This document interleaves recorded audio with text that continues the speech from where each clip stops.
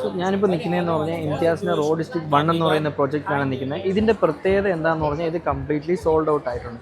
Okay, ഇനി ഇതിൽ sold out ആയിട്ടുള്ള പ്രൊജക്റ്റിൽ ഞാൻ എന്തിനു വന്ന് നിൽക്കുന്നു എന്ന് പറഞ്ഞു കഴിഞ്ഞാൽ മെയിൻ ഇതെന്ന് പറയുന്നത് ഇവരുടെ രണ്ടാമത്തെ ഫേസ് വരുന്നുണ്ട്. അതും ഏകദേശം മെട്രോ സ്റ്റേഷൻ്റെ അടുത്ത് തന്നെയാണ്. 5 മിനിറ്റ്സ് വാക്ക് മാത്രമേ ഉള്ളൂ. ഞാൻ ഇനി റെസിഡൻഷ്യലിൻ്റെ ഡിമാൻഡിനെ പറ്റിയിട്ട് പറയാനല്ല വന്നത്, കൊമേഴ്ഷ്യൽ ഡിമാൻഡിനെ പറ്റിയിട്ട് പറയാൻ വേണ്ടിയാണ് വന്നത്. കൊമേഴ്ഷ്യലിൽ എന്താണ് ഇത്ര ഡിമാൻഡ് എന്ന് പറഞ്ഞു കഴിഞ്ഞാൽ, നിങ്ങൾക്കറിയാം എൻ്റെ ഒരു കമ്പനിയുണ്ട്. എൻ്റെ കമ്പനിയിലുള്ളായിരിക്കുന്ന ഒരു റെൻറ്റ് കൊടുക്കുന്നതെന്ന് പറഞ്ഞാൽ 2,80,000 ആണ്.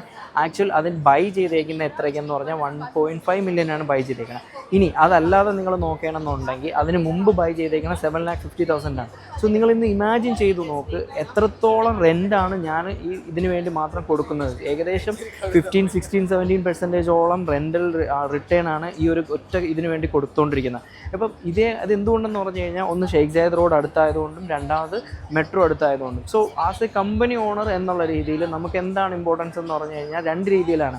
ഒന്ന് ഇൻവെസ്റ്റേഴ്സ് വരാൻ വേണ്ടിയിട്ടുള്ള ഒരു സൗകര്യവും അതുപോലെ തന്നെ എംപ്ലോയീസ് വരാനുള്ള സൗകര്യവും. സോ ഇത് രണ്ടുമാണ് രണ്ടാമത്തെ ഫേസ് ആയിട്ടുള്ള പ്രോജക്ട്സ് ഇംതിയാസ് റോഡ് ഡിസ്ട്രിക്റ്റിൽ വരുന്നത്. സോ ഇതിനെക്കുറിച്ച് കൂടുതൽ ഡീറ്റെയിൽസ് അറിയാൻ വേണ്ടിയിട്ട് എന്നെ വിളിച്ചാൽ മതി, ഞാൻ പറഞ്ഞുതരാം. അതുപോലെ തന്നെ ഡീറ്റെയിൽസ് ഒന്ന് കമൻറ്റ് ചെയ്താൽ തന്നെ ഞാൻ കാര്യങ്ങൾ നിങ്ങൾക്ക് കിട്ടിത്തരാം. Okay, by.